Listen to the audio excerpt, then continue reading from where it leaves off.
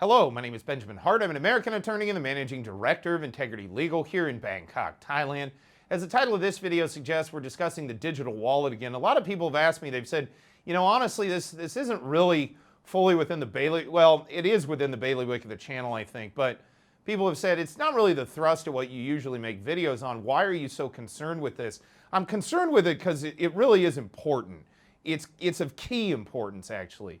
If we get to the point, and this, I could be talking about the U.S. as well as Thailand or any place else I might live someday, although I don't have any desire to ever leave Thailand. The long story short is, this notion of a digital wallet and digital money, once we're at that point, that's full surveillance. That's totalitarianism by my mind. I mean, it's, what's the line? I think it's from Nathan Rothschild.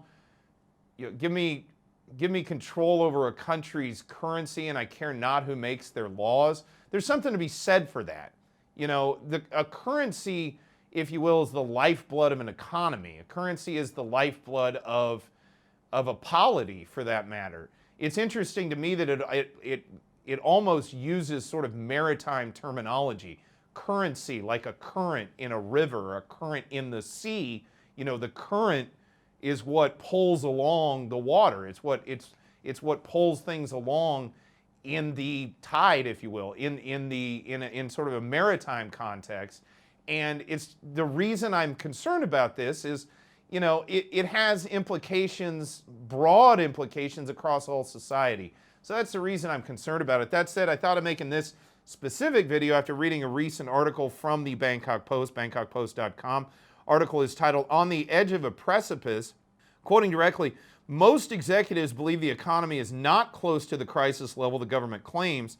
The rift was exposed during the discussion on the digital wallet scheme, with the central bank urging caution with the 560 billion baht project." Quoting further, "A poll by the National Institute of Development Administration found 68.8% of the public would not be disappointed if the government scrapped this project. But Deputy Prime Minister Phumtham Wechayachai insisted the scheme will continue to wend its way through the political process." Quoting further, "The private sector chimed in, with some of them suggesting the government should think about other measures rather than clinging to the digital wallet scheme." And I find this really fascinating. Every time people have said, hey, this may not be the most optimal way to do this, the response just seems to be, well, we're proceeding. And well, okay, thanks. What's the point of having Parliament if people say, hey, you're trying this and we don't necessarily like every little bit of it, and also there's major fiscal concerns, which it should be, sort of Parliament's primary concern is fiscal policy. And, I've brought it up before as well. We're talking about a major addition to the debt to GDP ratio here in Thailand in order to bring this thing online.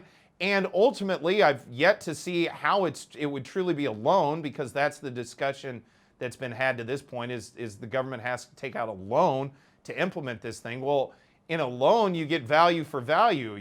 Supposedly we're going to take on a loan and then where's the value we get back? Where's the real currency? No, we get digital money. It's these tokens that they can control where you spend them, the radius in which you can spend them, and what you can spend them on.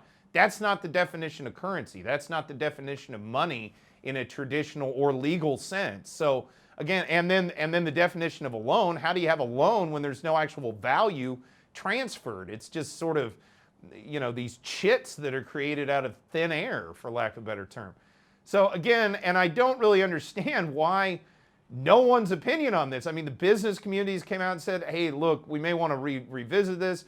Now the central bank has, serious qualms about all of this. And the response just seems to be, no, we don't care. Well, that's terrible. I don't understand why there can't at least be some dialogue, especially among people that have a pretty good grasp of how finance works. Or how about we just not do this and just keep the monetary system that's worked, as far as I know, since pretty much time immemorial at this point. People exchange currency for goods and services without the government poking in and saying, well, where can you spend that, or on what can you spend that?